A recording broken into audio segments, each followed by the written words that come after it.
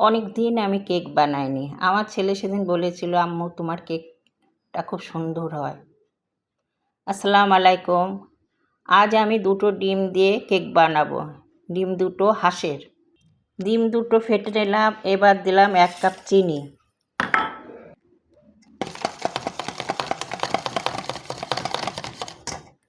এবার দিলাম 1 কাপ ময়দা, 1 চামচ বেকিং পাউডার।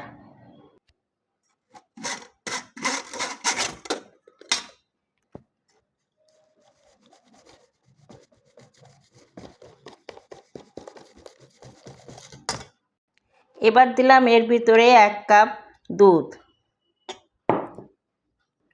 এবার আমি দিলাম 1 কাপ তেল। সবশেষে দিলাম কিশমিশ। সব কিছু একত্র দিয়ে ভালোভাবে মাখিয়ে ফেললাম। বাটির তলে অল্প একটু তেল দিয়ে ভালোভাবে মেখে নিলাম। খুব সহজভাবে একটি সুন্দর কেক বানিয়ে দেখালাম।